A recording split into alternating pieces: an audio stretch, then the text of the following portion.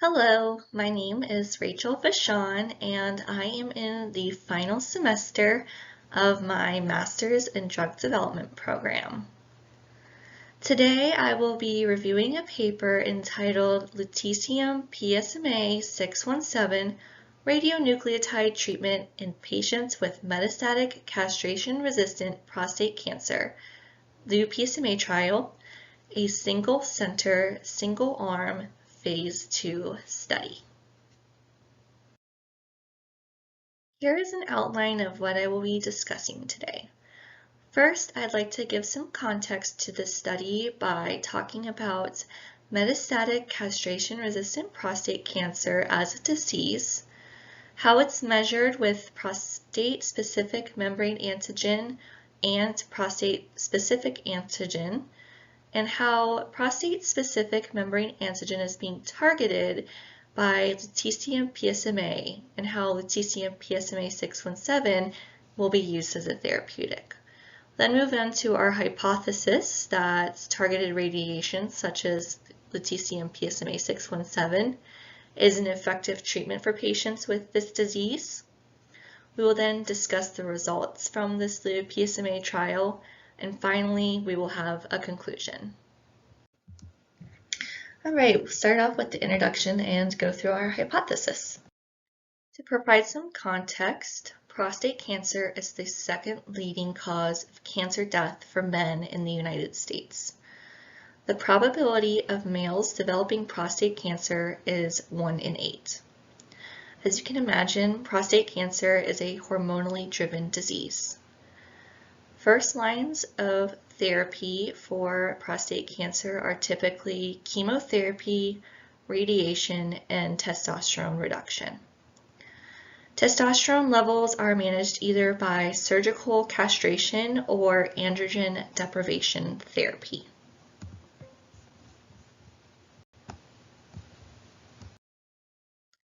When it comes to metastatic castrate-resistant prostate cancer, it is considered the final form of the disease.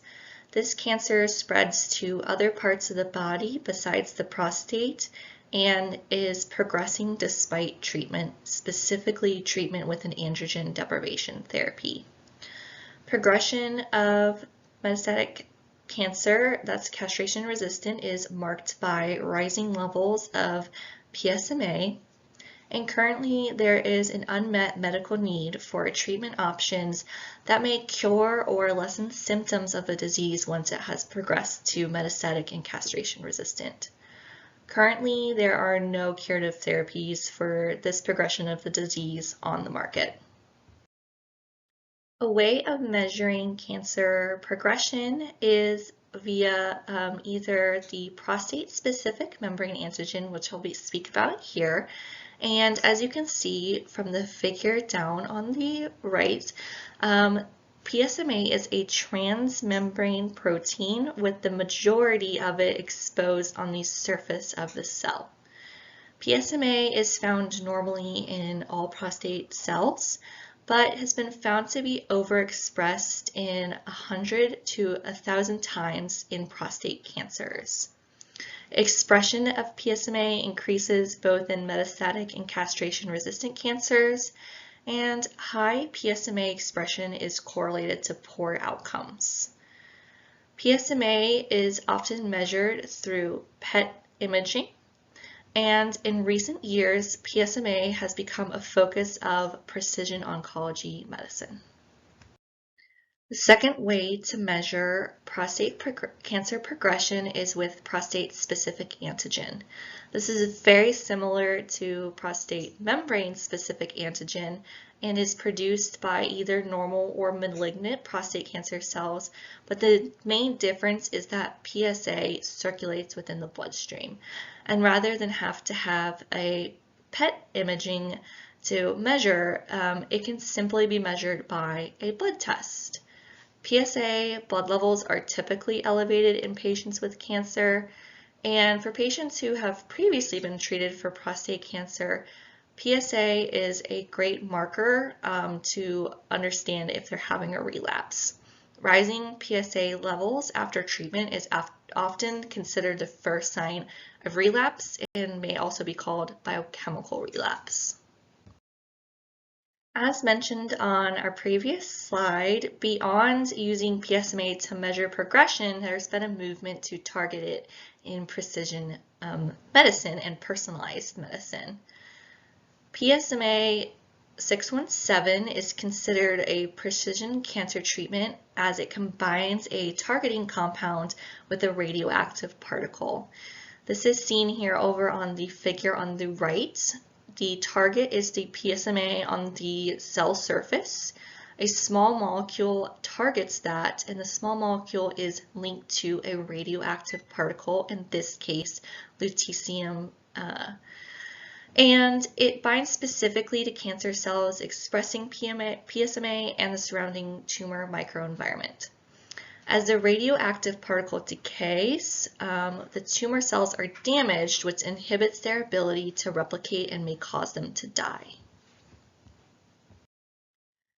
And this brings us to our hypothesis that lutetium PSMA 617 may be an efficacious treatment for patients who have metastatic castration-resistant prostate cancer.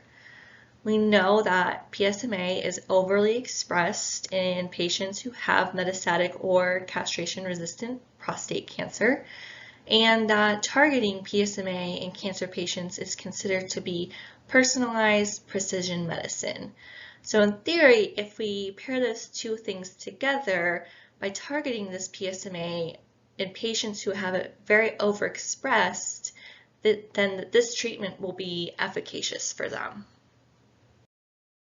So our hypothesis that lutetium PSMA 617 is an effective treatment for metastatic castration-resistant prostate cancer was tested in this investigator-initiated trial. It was only one site in Melbourne, Australia, and this trial was designed to be a small proof of concept study to understand if this drug should be tested further. Initially, 43 patients were assessed for eligibility and 13 were excluded. Either they had low PSMA uptake when doing an initial screening scan for that, or for other reasons they just didn't meet the inclusion or they met an exclusion criteria. 30 patients ended up being enrolled into the trial, and all 30 of those patients were included in the analysis population. The median age for the participant in this trial was 71 years old, and the key inclusion criteria for this trial were that the participants must have progressive disease and have undergone a previous treatment, especially androgen deprivation therapy. They wanted to see patients with high PSMA expression. They wanted to have patients with an Eastern Cooperative Oncology Group, or ECOG, performance status of 2 or lower. ECOG helps determine a patient's functionability. The lower the score, the more functional they are. The higher the score, they are not functional. So they really wanted to see patients who, despite the disease, were ambulatory and could still take care of themselves for the most part. And they wanted to have participants who had a life expectancy at least 12 weeks or greater. The study was not randomized, it was not placebo-controlled, nor did it have any sort of standard of care comparison arm. The study schedule can be broken up into 3 periods. There was a screening period, a treatment period, and a follow-up period. Beginning with the screening period, this was 8 weeks, and within these 8 weeks, the patients would come to the clinical site and they would have a gallium PSMA scan. This is a scan that can actually image their PSMA levels via PET scanning, and this is what they use to determine if they have enough PSMA expression.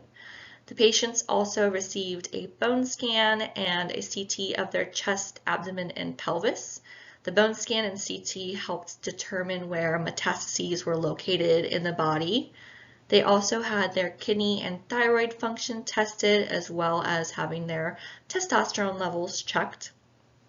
Within the screening period, but specifically no more than 2 weeks prior to their first administration of study drug, the patients had a full safety blood panel, such as hematology and chemistry, and also at this point they had their PSA blood test performed, and this was considered the baseline PSA.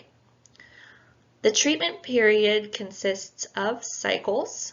A cycle is considered 6 weeks for one cycle, and a participant may undergo up to 4 cycles. So on day 0 of their cycle, the patient receives their lutetium PSMA 617 administration. On their first cycle, which is the first time they receive the study drug, they returned to the clinic to have a PET-CT scan to verify the amount of lutetium uptake. It's very handy that the PET-CT scans can be modified to actually measure that lutetium being given off, and so it's a really effective way to ensure that the patients are uptaking the drug appropriately and that this is a therapy that's beneficial to them and is something that they should still continue on.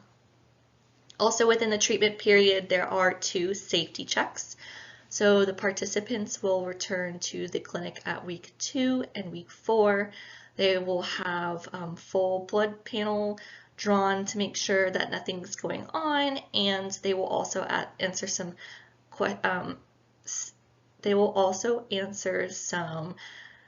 quality of life questionnaires. So ideally, a participant would go through all 4 cycles, but it doesn't matter if they have just 1 cycle or if they make it through all 4. No matter where they are in their treatment, if they decide to end it, they will have an end of treatment visit at the end of that cycle. They will then move into their follow-up period, and this lasts 12 weeks. At the end of that 12-week period, the patients will return to the clinic and have their official follow-up visit. And again, this will do some PSA blood testing to see how that's looking. They will have another gallium PSMA scan to look at their expression of PSMA after treatment, along with a repeat of bone scans and another CT scan to look at their whole body metastases. When it comes to designing a clinical trial, it's important to have a set definition for the trial outcomes and what specifically you are measuring when you design a trial. This trial was broken up into 2 different outcomes, so the primary outcomes and the secondary outcome measures. The primary outcome measure was determined in 2 ways. First, by PSA response rate according to the Prostate Cancer Clinical Trials Working Group 2. This working group is a group of experts that come to put together criteria and standards to be used across all investigators when designing clinical trials. And the Prostate Cancer Working Group 2 determined that a reduction of 50% or more in PSA blood levels is considered response. Once they see this decline, the patient should come back in within 3 to 4 weeks and have another PSA blood test to ensure that they are confirming this decline. The second way that they are measuring their primary outcomes is through radiological response according to RECIST criteria. Again, this criteria has been standardized by a group of experts and is considered the way to measure response in any solid tumor. They look at target lesions. So at that baseline CT scan and bone scan, the radiologist will pick out a couple areas of interest that they feel are very representative of the patient's disease, and these will be tracked across the study. A complete response according to RECIST is the disappearance of all those target lesions and any pathogenic lymph nodes. A partial response is those target lesions being reduced by 30% in the sum of their diameters. Progressive disease unfortunately means that there has been seen a 20% increase in the sum of diameters for target lesions. And stable disease is neither sufficient shrinkage to qualify for partial response nor sufficient increase to qualify for progressive degrees. So really this means that the readings are very ambiguous and not clear, and so they just say that the patient, they're not necessarily getting worse, they're not necessarily getting better, and they're just stable. In terms of secondary outcome measures, the first one that they are looking at is overall survival. This one is fairly standard across any cancer trial. Overall survival is defined as the time the patient enters the study up until their death. And finally, the last secondary outcome measure is progression-free survival. This is defined as the time that the participant enters the study until their disease progresses. Again, progression was defined by the Prostate Cancer Clinical Trials Working Group 2, and they defined disease progression as a rising PSA level.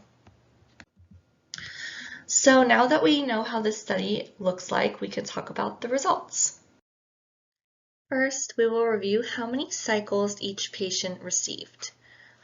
All 30 patients who were enrolled in this trial received at least one cycle of lutetium PSMA 617. 28 participants received 2 cycles, 24 participants received 3 cycles, and 14 participants received 4 cycles. The reasons for not completing all cycles included disease progression. This occurred in 8 participants. Exceptional response. This occurred in 6 participants.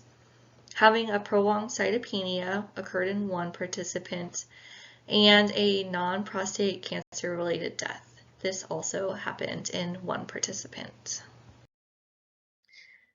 So to discuss the results for the primary outcome measures, we need to remember that the primary endpoints were PSA decline and radiological response according to RECIST 1.1 criteria. To discuss the PSA decline, I'd like to point your attention to this figure here on the right. The top figure shows PSA decline from baseline to 12 weeks.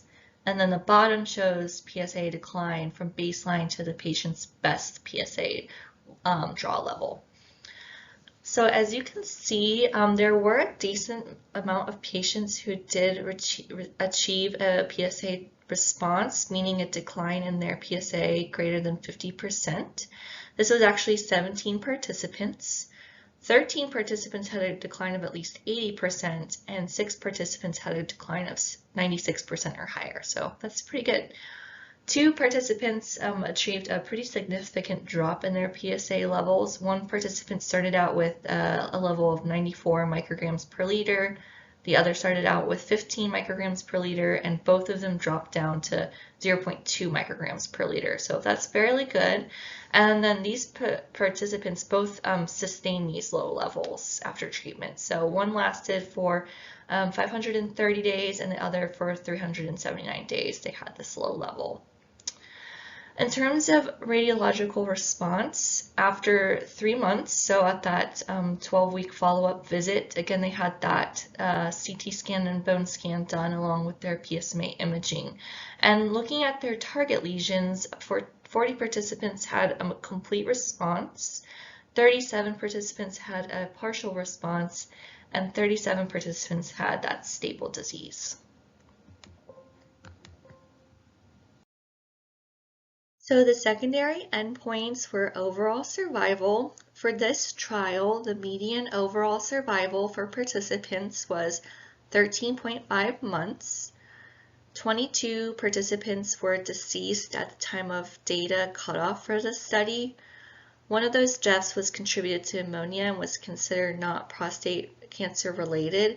However, all other deaths were attributed to prostate cancer progression.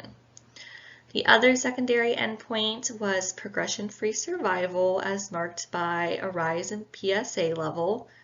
27 patients did have a rise in PSA level after treatment, and the median time to this for their progression-free survival was 7.6 months. This figure on the right I think is very interesting to look at as it shows the survival for each individual patient on this trial, and I really like how it's color-coded. The blue lines are a patient who had PSA response greater than 50%. As you can see, there are 3 blue lines are patients who have arrows after them, and these actually represent patients who are still alive at the time of data cutoff. The orange peach colored lines show patients who had a decrease in PSMA less than 50%. So I think it's very interesting to look at this individually and compare how their PSA decline to see how that might relate to their overall survival. Since that there is an unmet medical need for both curative therapies and therapies that reduce the burden of the disease, it's also important that new treatments don't make it worse or are too uncomfortable for patients. So it's really important to look at tolerability. This also relates to safety of this drug as well. The adverse events were graded according to the Common Terminology Criteria for Adverse Events, version 5. This grades events based on severity on a rating of 1 through 5.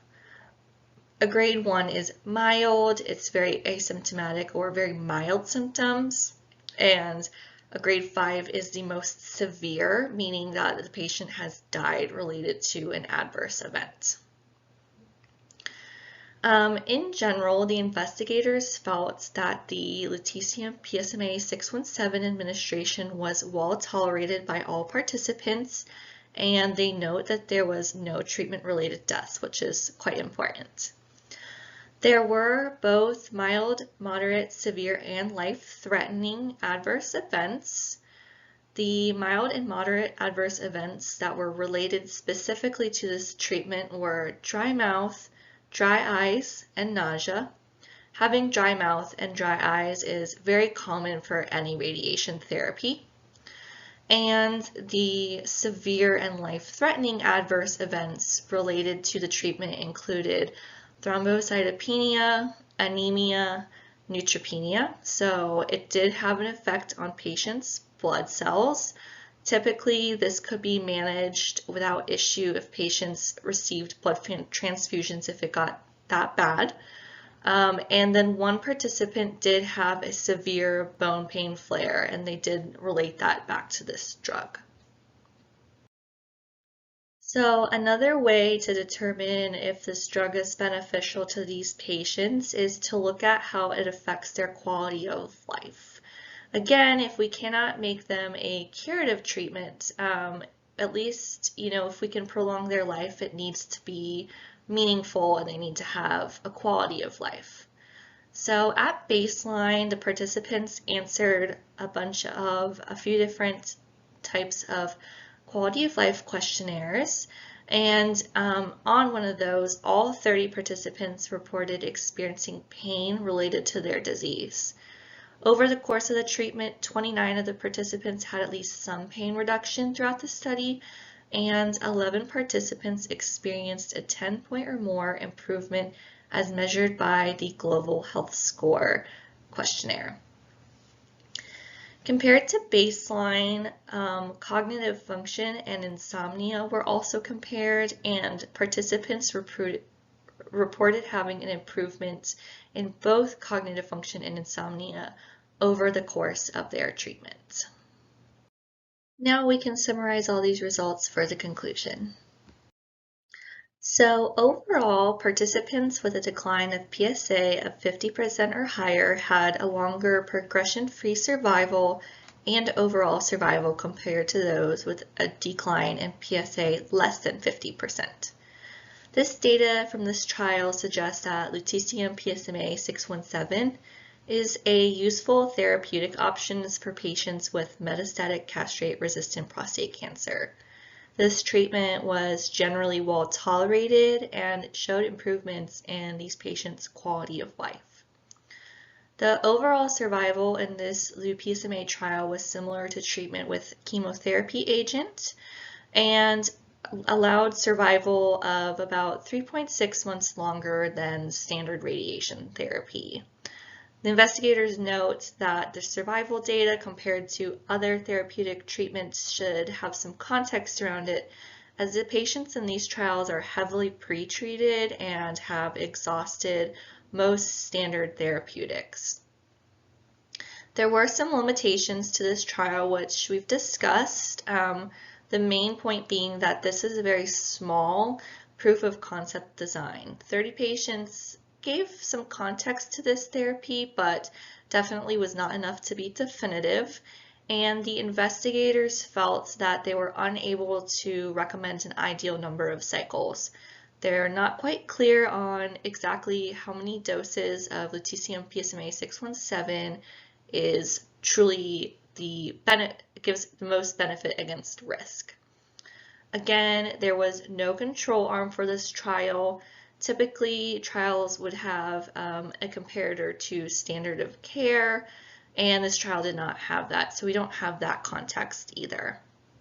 Overall, despite these limitations, the trial investigators really felt that the data supports further testing of this agent. And Novartis agreed with those investigators. So to give some context as this drug holistically, it is now being marketed under the name Pluvecto. It is being manufactured by Novartis, and they received marketing approval from the FDA on March 23rd of 2022. So it's been about approved for almost a year now. And the decision to approve this by the FDA was supported by the results of a phase 3 trial called the Vision trial. This one was multi-center, open label, much larger than the LuPSMA trial, and it evaluated Pluvecto or lutetium PSMA 617 with the best standard of care or the best standard of care alone. So about 550 patients were in the Pluvecto arm, and then compared to just standard of care was 208 patients. And they felt like this data was sufficient to show that this was a very useful therapeutic for these patients. And it's really nice to see a new agent approved by the FDA, especially when these patients don't have much other treatment options. I feel strongly that as precision medicine continues to develop, that we're going to see more medications like this come out, and hopefully soon we will see some sort of curative therapy for patients with metastatic cancer. That brings us to the end of my presentation. Thank you very much.